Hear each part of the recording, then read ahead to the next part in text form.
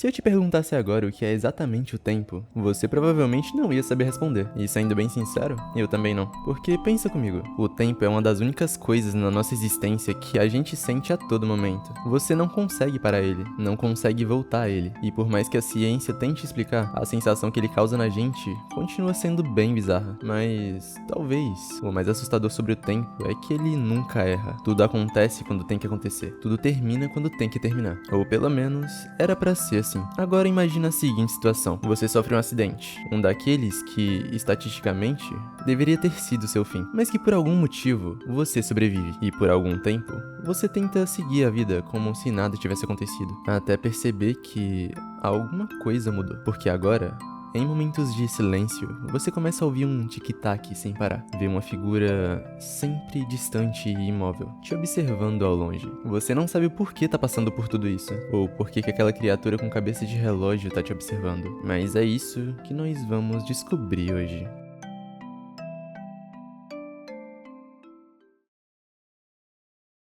Essa história começa na frente ocidental, em 1916, durante a Primeira Guerra Mundial. Vemos um soldado, gravemente ferido, apenas esperando o seu fim chegar. De repente, ele começa a ouvir um relógio.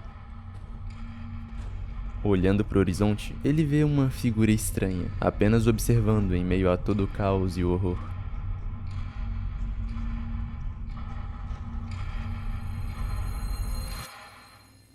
Logo depois disso, a cena corta para a imagem de um quadro em uma galeria de arte. E a curadora dessa exposição é Barbara Nightingale, essa mulher que está nos apresentando esse quadro. Ela nos diz que ele foi pintado por um soldado australiano durante a Primeira Guerra Mundial, chamado Thomas Leawood. Ela afirma que essa figura que está na pintura ficou observando ele enquanto ele estava à beira da morte durante 5 longos minutos, apenas um pouco antes de ser resgatado. Ele não se moveu e nem sequer hesitou, e tudo que ele conseguia ouvir eram sons de tic-tac de um relógio à distância, até que ele finalmente desapareceu. Se passaram 3 anos depois da guerra, mas o Thomas nunca conseguiu esquecer aquele dia, aquela criatura. Os horrores da guerra são traumas que o acompanhariam até os seus últimos dias na Terra. Numa noite, o Thomas se deitou para tentar pegar no sono, o que já era meio difícil, e esse som de tic-tac não ajudava muito. Só que nessa noite, uma coisa muito bizarra aconteceu.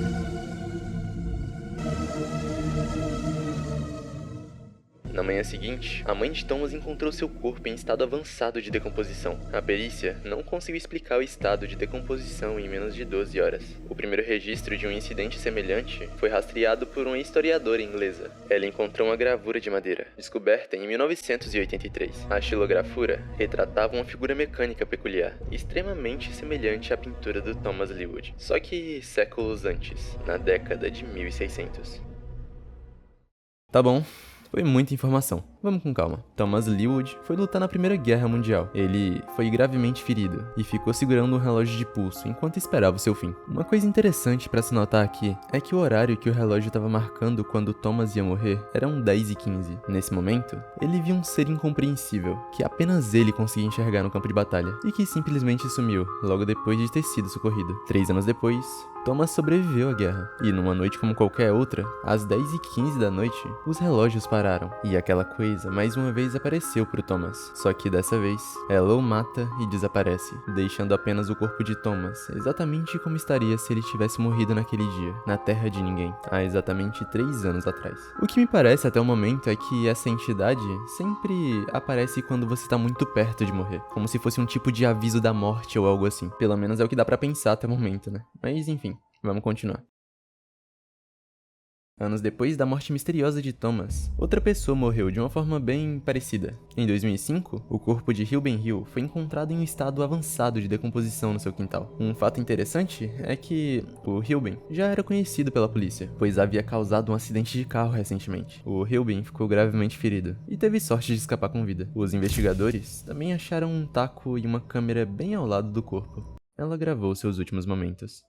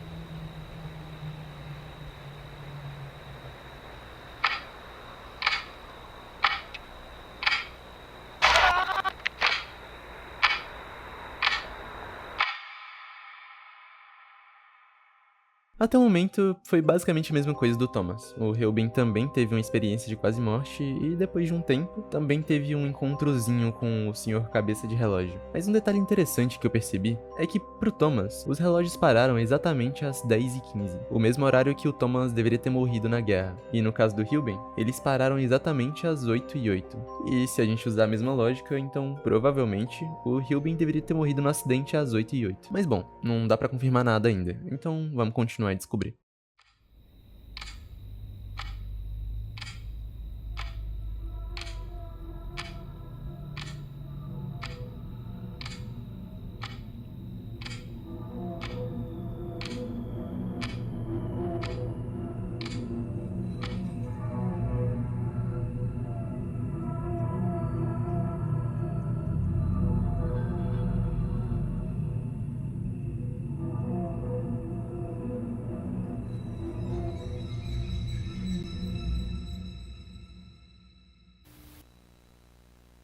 Em seguida, vemos as imagens do acidente do Ruben.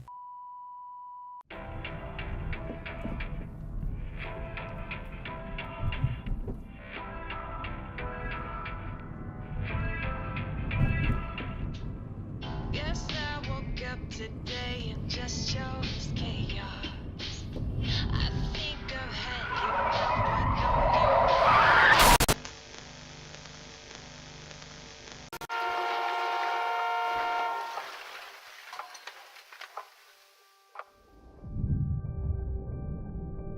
Então o acidente realmente aconteceu às 8h08. Outro detalhe interessante é que o acidente aconteceu em 30 de julho de 2004 e o Ruben morreu em 30 de janeiro de 2005, exatamente 6 meses depois do acidente, que também foi diferente pro Thomas, que conseguiu viver mais 3 anos. Então essa criatura não tem um padrão de tempo aparentemente. Mas bom, depois disso, descobrimos que na colisão do acidente, uma adolescente morreu com o impacto, o que torna do Ruben um assassino. Ele cumpriu uma curta pena de prisão e acabou tendo liberdade sob fiança até o julgamento, que deveria acontecer em fevereiro. A polícia continuou fuçando na câmera do Thomas e acabou encontrando mais algumas gravações esquisitas. Vamos dar uma olhada nelas.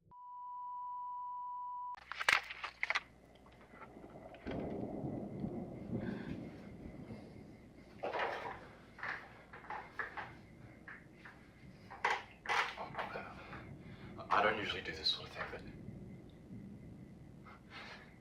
if I didn't film it, no one would believe me.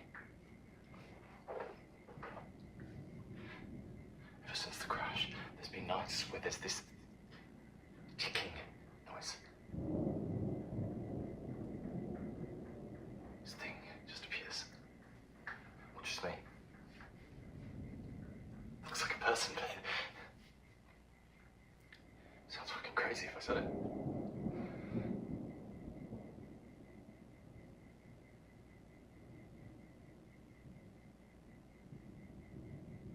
We took someone's life. I don't know if this thing has something to do with it, but I just want it to be over.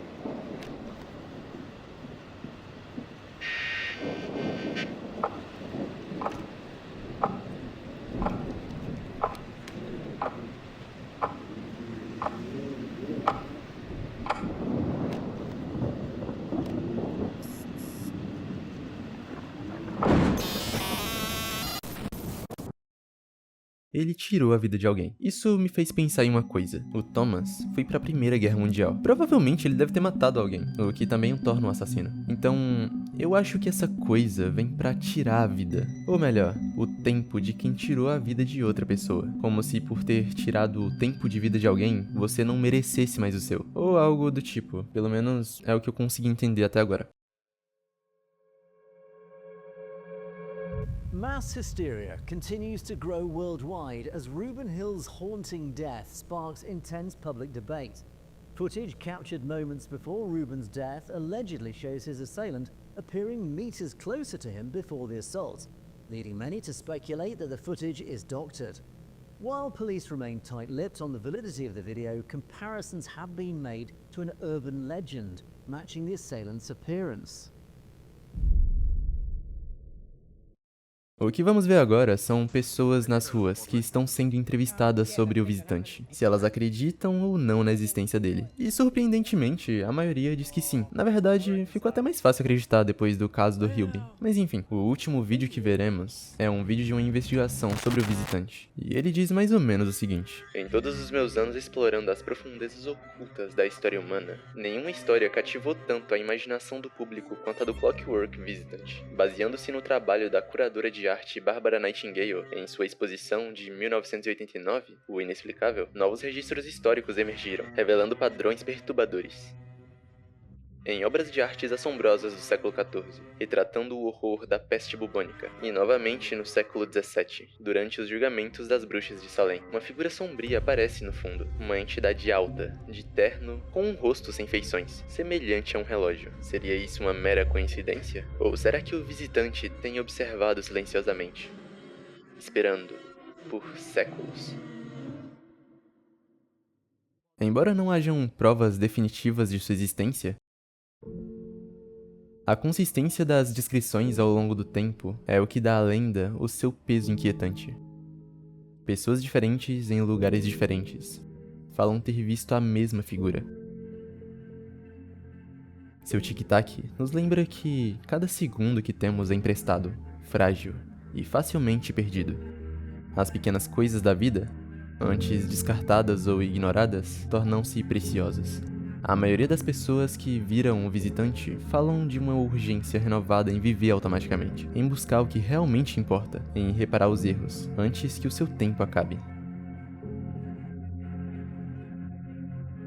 Talvez o visitante nos ensine uma verdade inegável: o tempo não é garantido para nenhum de nós. Mas como escolhemos preenchê-lo com significado e conexão, está inteiramente em nossas mãos. E esse é o fim de Clockwork Visitant. Isso foi muito bom. Teve algumas partes que eu ainda não entendi direito, tipo, eu não sei se o fato da xilografia ter sido encontrada em um local associado à bruxaria tem alguma coisa a ver com a origem dele, só que por ela ser de 1600, significa que essa coisa já tá fazendo isso há séculos, talvez até desde o início dos tempos. Sinceramente, talvez o mais assustador sobre o visitante não seja a aparência dele, nem o fato dele aparecer em fotos antigas, quadros ou gravações amaldiçoadas, mas sim o que ele representa, porque no fim das contas, essa coisa parece ser menos um monstro e mais uma lembrança de que o tempo não para pra ninguém, de que algumas coisas nessa vida simplesmente vão acontecer, quer a gente aceite ou não. Nietzsche dizia que o ser humano passa a vida tentando fugir da verdade, tentando fingir que vai sempre ter mais tempo, mais uma chance, mais um amanhã. Mas talvez o visitante exista justamente para destruir essa ilusão, para lembrar que tem gente que já ultrapassou seu próprio tempo e só não percebeu isso ainda. Thomas sobreviveu, Hilben também, mas nenhum dos dois realmente escapou. Eles só adiaram o inevitável. E talvez seja isso que essa obra queira dizer no final, que a morte não é só um fim, às vezes ela é uma dívida, e o visitante é só quem vem cobrar.